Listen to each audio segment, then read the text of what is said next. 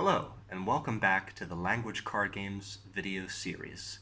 I'm Matthew Boyle, founder of LanguageCardGames.com, How Gamers Learn Languages. Today's topic, designing your own language card game. So why should you consider making your own language card game besides the obvious fact it's fun? Well, there are two big reasons I can think of. The first is, we learn content at the deepest level when we create with it and when we teach it. So, if you design an educational game around your target language, you are going to be cementing that language very deeply in your mind.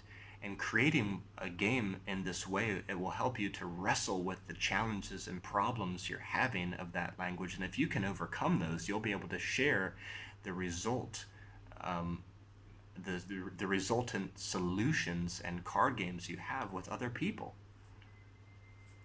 The second reason is we can address specific problems or struggles we're having with our target language through the creation of a game.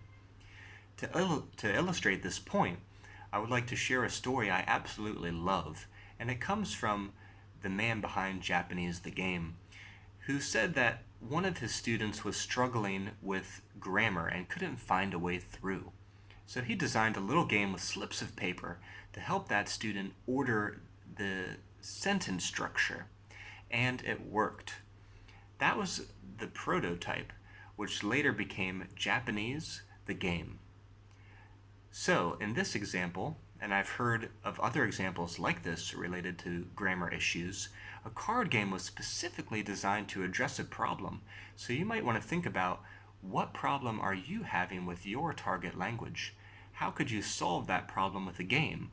Because chances are, if you're having that problem, other people are, and you'll be able to share, sell, or play your game with them. In my case, there were several reasons why I created each of my games: Chinese Champions, Other Tongue, and Fighting Flashcards. But let's just take one for an example. Chinese Champions. I have been learning Chinese in China for years. I would speak it on the streets every day. I would have conversations with people. I would practice my flashcards when I came home. I would watch some lessons on YouTube, and on and on and on. But for me, something was missing. First of all, I'm a gamer. I love to game, and I couldn't find a card game out there that would teach me some Chinese. Secondly, I like words. I like unusual, colorful vocabulary, and I couldn't find a product out there that really conveys how interesting and magical vocabulary words are.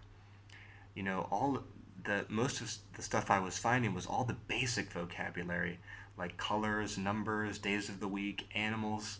Okay, enough with that stuff.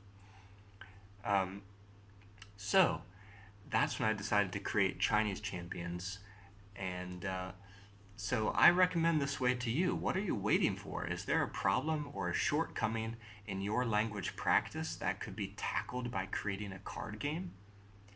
Just start simply at first. Create a prototype on pieces of paper or index cards and see if your idea will work. Later you can get more professional with it, add some photos, make a rule book, and so on. Actually, I have a video series about how to make and sell your first card game, so if you're interested, I will link out to that in this video. Alright, that's it for this episode. Don't forget to like and subscribe so you and other like-minded people can find your way back to my latest and greatest content.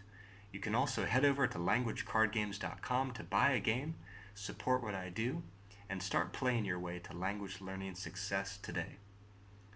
In our next episode, I will introduce some of my personal favorite ways that I learn with card games. Cheers, guys, and thanks for watching.